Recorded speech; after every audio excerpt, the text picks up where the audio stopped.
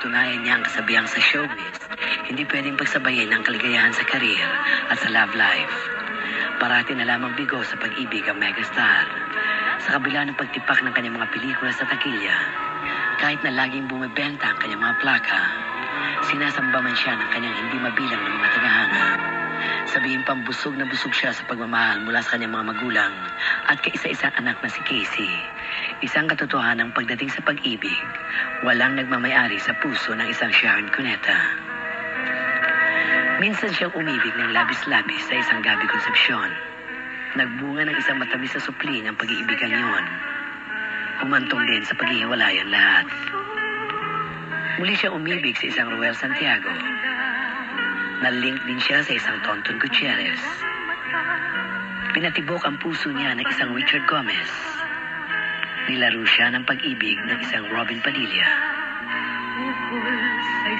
Pero ngayon, kapag ang gabi mapanglaw at malamig ang ihip ng hangin, una ng kayakap ni Sharon, walang kausap, walang kapiling, walang kaulayaw ang kanyang puso.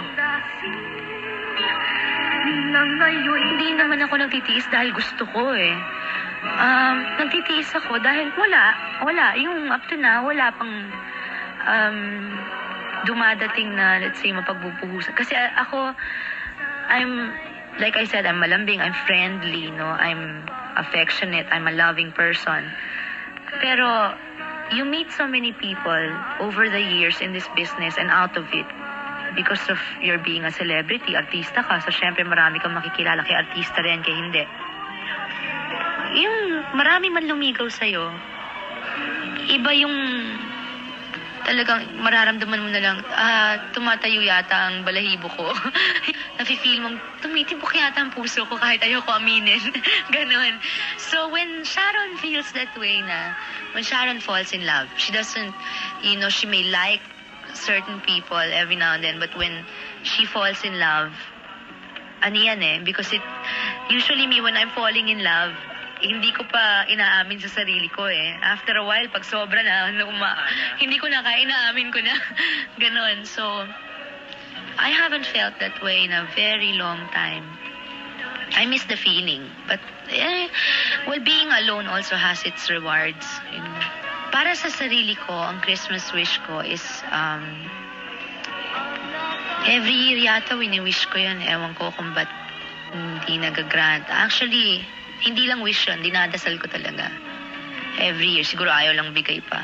Yun, yung makatagpo ako ng taong talagang mamahalin ako at mamahalin ko. Nakasama mo na habang buhay, hindi yung, alam mo, kaya ako rin takot akong pumasok sa relationship. Parang,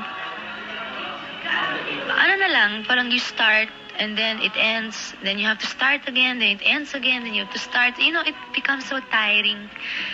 Parang ang dami mong ini-invest na emotions, feelings, luha, kasiyahan, lahat. Tapos nasasayang lahat. So, for myself yun, sana I meet somebody na liligaya talaga akong ganyan. Pero I think, for the world and more importantly for the world, no, and for the Philippines, ang wish ko is, sana mga Pilipino, tayo kasi, hindi lahat sa atin, pero karamihan sa atin, imbis na makipagtulungan sa kapwa, naninira ng kapwa para sila aasenso, imbis na lahat na lang paasensohin, magtulungan, tapos lahat tayo happy, di ba? Sana magtulong-tulungan, kasi sayang naman tong bansa natin. It's such a beautiful country na nasira-sira lang ng mga selfish masyado. Ang dami nang natural disasters na nangyayari, di ba? Yung mga lindol, yung pinatubo, yung mga bagyo. It's very sad, very painful na siguro ang tanong natin lagi bakit ho kami? When we pray to the Lord, but we should, I think, realize, I think it's about time that we started praying more, thanking Him for all our blessings and for the lessons He teaches us. Sa araw na ito, si Sharon ay 26 years old na. Sa espesyal na okasyong ito ng kanyang kaarawan, ang aming birthday wish sa kanya, sana sa kabila ng mga kabiguan, sa kabila ng kahukagan, sa kabila ng pangungulila, mapa sa kanya ang tunay na kaligayahan kung bakit parang kay ilap-ilap sa kanya. To siya, just hang on.